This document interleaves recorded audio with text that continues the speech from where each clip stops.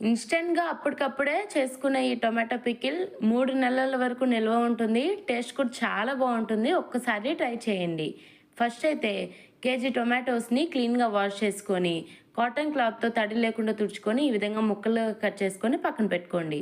ఇప్పుడు ఒక కప్పు వరకు చింతపండుని తీసుకొని పక్కన పెట్టుకోవాలి. ఇప్పుడు కడాయిలోకి ఆయిల్ వేసుకొని ఒక 2 టేబుల్ స్పూన్ వరకు దీంట్లోకి మనం కట్ చేసి పక్కన పెట్టుకున్న కేజీ టొమాటోస్‌ని యాడ్ చేసుకోవాలి. టొమాటోస్ అనేటివి బాగా పండినవి వేసుకోండి. అప్పుడు మనకి టేస్ట్ అనేది బావుంటుంది.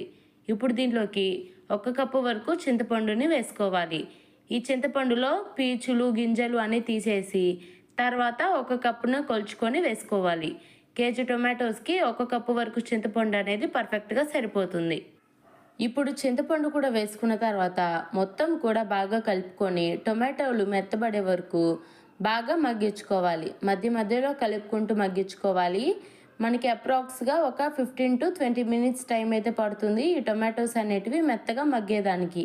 మధ్య మధ్యలో కలుపుకుంటూ మాత్రమే మగ్గించుకోవాలి. అప్పుడే అడుగు పట్టకుండా ఉంటుంది. ఇప్పుడు టొమాటోస్ అనేటివి ఈ విధంగా మెత్తగా మగ్గిన తర్వాత దీన్ని పక్కన పెట్టేసుకొని పూర్తిగా చల్లార్చుకోవాలి. ఇప్పుడు ఈ విధంగా చల్లారిన టొమాటోస్ని మిక్సీ జార్లోకి వేసుకొని మొత్తం కూడా వేసుకున్న తర్వాత పావు కప్పు వరకు సాల్ట్ అనేది యాడ్ చేసుకోవాలి. సాల్ట్ అయినా యాడ్ చేసుకోవచ్చు, కల్లుప్పుని మిక్సీ పట్టుకొని అయినా యాడ్ చేసుకోవచ్చు. ఇప్పుడు దీంట్లోకి ఒక కప్పు నిండా కారం అనేది యాడ్ చేసుకోవాలి. టొమాటోసు అలానే చింతపండు పులుపు ఉంటాయి కాబట్టి కారం కొంచెం ఎక్కువగానే పడుతుంది.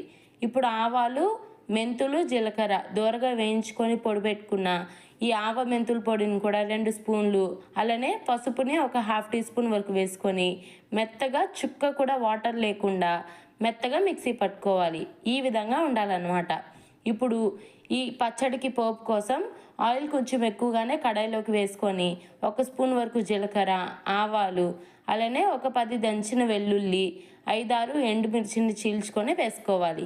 ఇప్పుడు పోపు మొత్తం కూడా ఫ్రై అయిన తర్వాత మనం మిక్సీ పట్టుకున్న ఈ టొమాటో పచ్చడిని కూడా యాడ్ చేసేసుకొని ఒక 5 నిమిషాలు ఈ పోపులోనే మంచిగా ఉడికించుకొని పూర్తిగా చల్లారిన తర్వాత ఎయిర్‌టైట్ కంటైనర్‌లో స్టోర్ చేసుకుంటే 3 మంత్స్ వరకు ఫ్రిడ్జ్‌లో స్టోర్ చేసుకుంటే ఫ్రెష్‌గా ఉంటుంది. చాలా బాగుంటుంది. ఒకసారి ట్రై చేయండి.